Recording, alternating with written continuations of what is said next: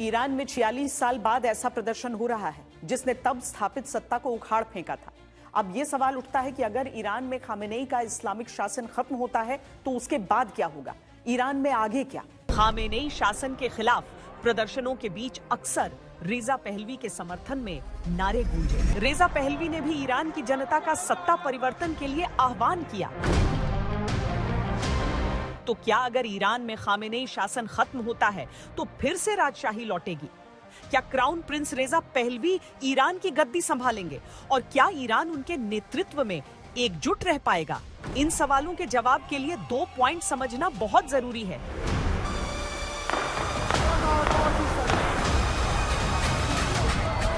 जनता क्यों पहलवी के समर्थन में?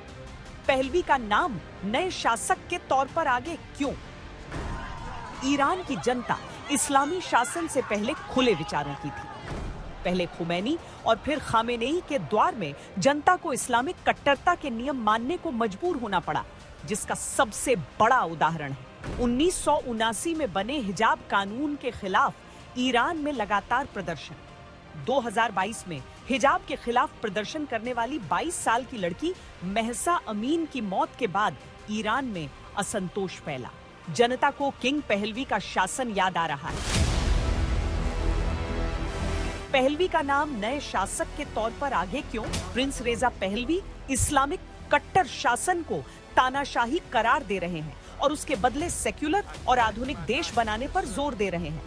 दरअसल प्रिंस पहलवी इस्लामिक कट्टर शासन के खिलाफ उदार शासन का प्रतीक बन चुके हैं।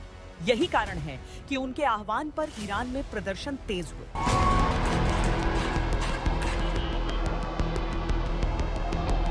अब सबसे बड़ा सवाल कि अगर वाकई प्रिंस पहलवी की ईरान में शासक के तौर पर वापसी होती है तो क्या वो ईरान को एकजुट रख पाएंगे? एकजुट रह पाएगा ईरान?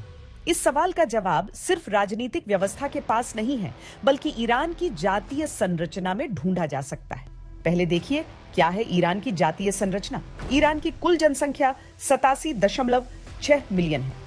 इसमें 61% फारसी हैं, 20% अजरबैजानी, 12% कुर्द, 1.5 मिलियन बलोच, 2.2 मिलियन अरब और 1.5 मिलियन तुर्कमेन। अब इन जातियों के आधार पर ईरान की एक और तस्वीर देखिए। 61% फारसी हर शासन में सर्वोच्च स्थान पर रहते हैं, जिससे अन्य समुदायों में असंतोष रहता है। 20% अजरबैजानी तुर्क भाषा बोलते हैं, लेकिन ईरानी शासन व्यवस्था में विश्वास रखते हैं और इन्हें अलगाववादी नहीं माना जाता। कुर्दों को देखिए, ये दुनिया में लगभग 40 मिलियन हैं, जो ईरान, इराक, तुर्की और सीरिया में बंटे हैं। अकेले ईरान में ये 10 मिलियन हैं। इस्लामिक व्यवस्था में ये असंतोष से भरे रहे हैं और इनके अंदर एक स्वतंत्र राष्ट्र की पीड़ा भी रहती है। अगर खामेनेई शासन जाता है तो ये अलग देश की मांग कर सकते हैं। इन्हें बलोच, अरब और तुर्कमेन का समर्थन मिल सकता है, जो कि उपेक्षित महसूस करते हैं। ईरान फिलहाल इतिहास के उस मोड़ पर खड़ा है जहां से बदलाव की भारी दस्तक सुनाई दे रही है। प्रिंस पहलवी का विजन अमेरिका सहित पश्चिमी देशों को पसंद है, लिहाजा उनकी भूमिका परिवर्तन की ओर बढ़ती इस घड़ी में और महत्वपूर्ण हो जाती है।